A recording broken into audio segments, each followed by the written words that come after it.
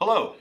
The purpose of this video today is to review a particular type of problem that we learned how to solve in class, which is how to calculate the percentage composition by mass of a chemical compound.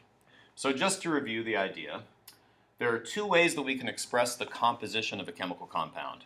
If I give you the chemical formula of the compound, I am expressing the relative amounts of each element present in terms of moles. However, I can also express the composition in terms of the relative amount of each element by mass. That's the percentage composition by mass. To convert from the chemical formula to the percentage composition by mass, all I really need to do is to convert from moles to mass, and you know how to do that. You do it using the molar mass.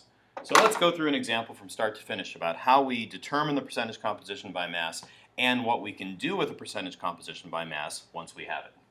So I'll begin by giving you an example of a chemical compound.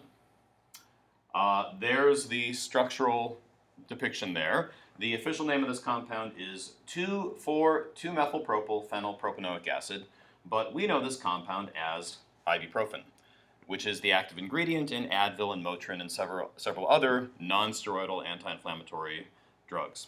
You don't have to worry about that. All you need to know is that the chemical formula I give you as C13H18O2. So every molecule of ibuprofen contains exactly 13 carbon atoms, 18 hydrogen atoms, and 2 oxygen atoms. So let's take this formula, which again expresses the relative amount of each element by mole, and convert it into the percentage composition by mass. Well, I'm going to begin by assuming that I have a convenient amount of ibuprofen. I'm going to assume that I have exactly 1 mole. Since I'm going to express the amount of each element by its percentage by mass compared to the entire compound, the first thing I need to do is to calculate the molar mass of the compound. Well, that's easy. 1 mole of ibuprofen contains 13 moles of carbon, 18 moles of hydrogen, and 2 moles of oxygen. Therefore, to calculate the mass of 1 mole, I'm simply going to take 13 times the molar mass of carbon plus 18 times the molar mass of hydrogen plus 2 times the molar mass of oxygen, and add them together to get 206.27 grams per mole. So now I'll go through and I'll calculate the percentage by mass of each element, and I'll begin by recognizing that if I have 13 moles of carbon per mole of the compound, the total mass of carbon will be 13 times 12.01 grams. I'll divide that by the molar mass of the entire compound, 206.27 grams per mole. Multiply that by 100 to turn it into a percentage. I'll do the same thing with hydrogen, 18 times the mass in grams of 1 mole of hydrogen, divided by the molar mass of the entire thing. And then 2 times the molar mass of oxygen, divided by the molar mass of the entire compound, multiplied by 100 as well.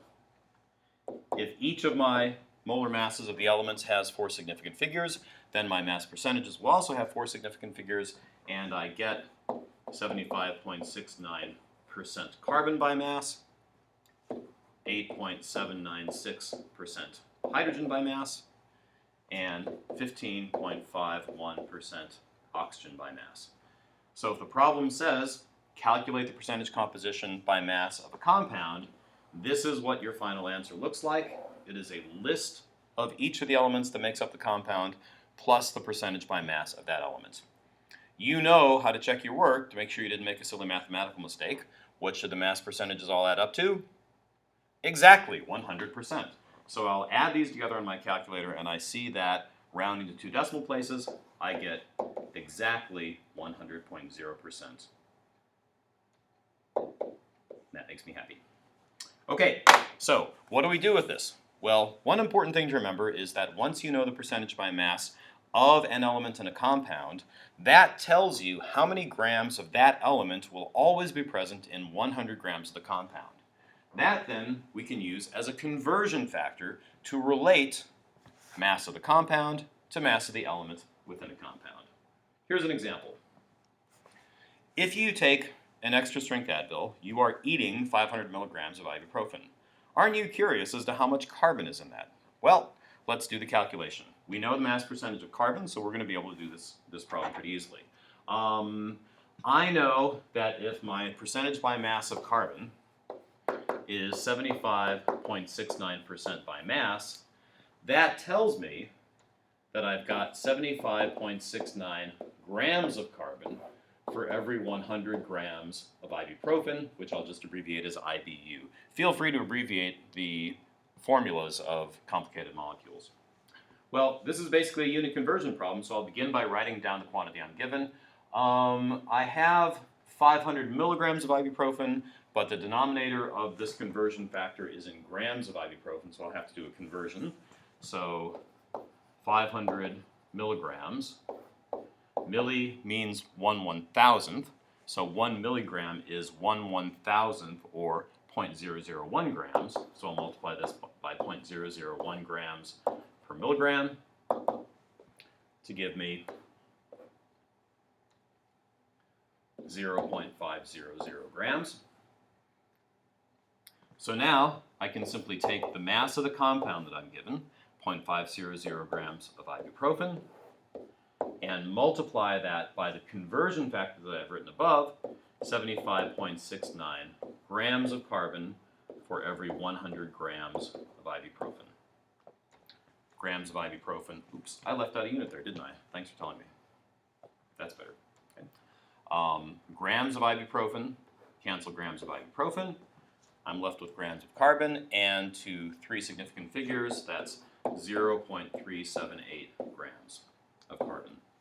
So every time you take an extra strength Advil, you are actually eating 0.375 grams of carbon.